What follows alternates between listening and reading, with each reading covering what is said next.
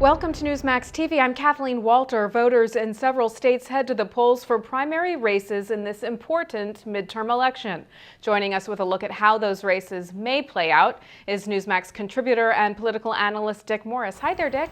Hey, good to be here, Kathleen. Dick, you were the first to predict Republicans will win the House and the Senate. Polls now are increasingly suggesting the GOP can expect big gains for sure, but could this potentially be bigger than the Republican Revolution of 1994?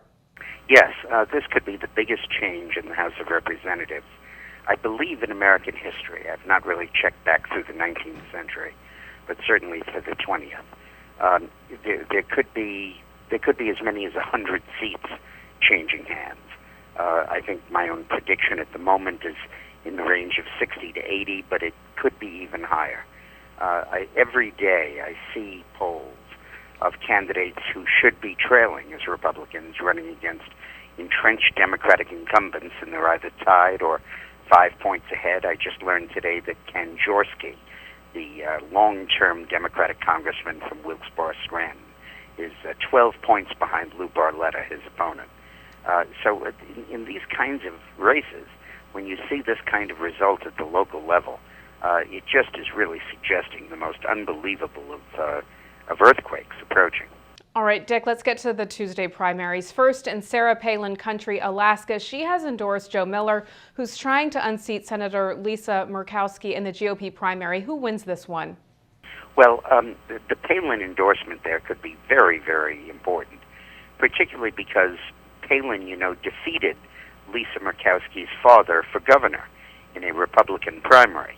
That was the amazing thing about Palin's career, that she came out of nowhere, took on an incumbent Republican governor in a Republican primary, whose daughter was the incumbent U.S. senator, and defeated him. And I think that it's very possible that the same Murkowski negatives that led to her father's demise affect Lisa as well. Now, the polling has always shown Murkowski well in the lead, but that was before Sarah really weighed in.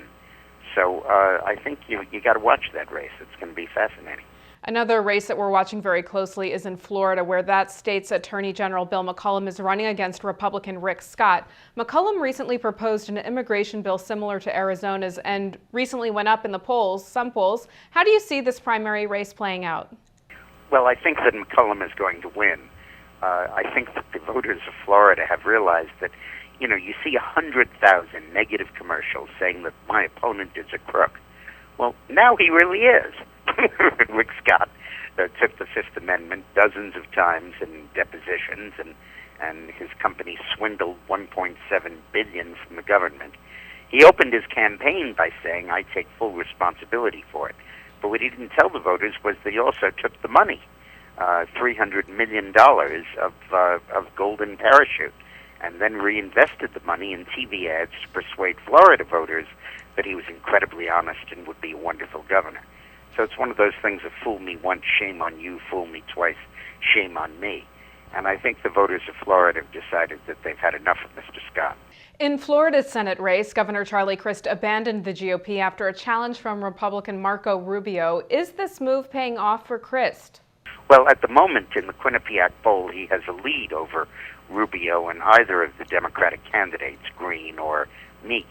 But I believe that as that race evolves, voters in Florida are going to well understand that Charlie Crist is really the second Democratic candidate. And they're going to see that more and more. And he's going to find himself falling between two chairs. The Democrats are going to say, you're opposing Meek, who looks likely to win that primary. And the Republicans will say, you're not really a Republican, you wouldn't vote with the Republicans, you wouldn't cut down on spending, and so forth. I think a governor in a race like this starts off with a name recognition lead because he is the governor, but I think that probably is going to be short-lived.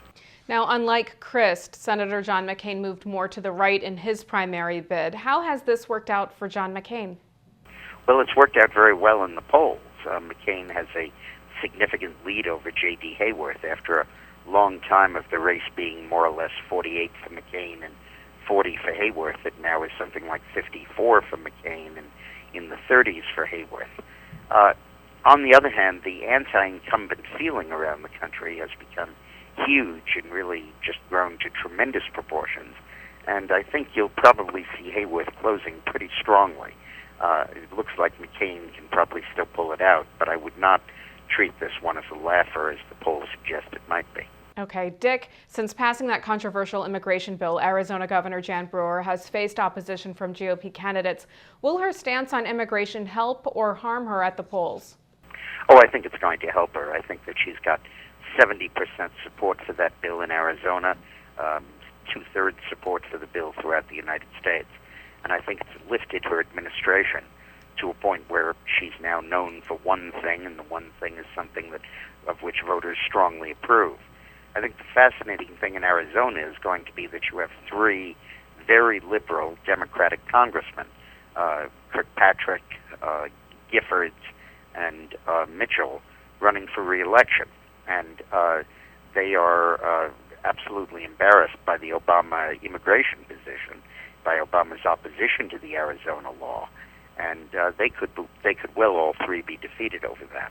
Dick, last question. On the British news website Telegraph, Toby Harnden writes that it appears President Obama doesn't care about being reelected and that maybe he wants to be a one-term president.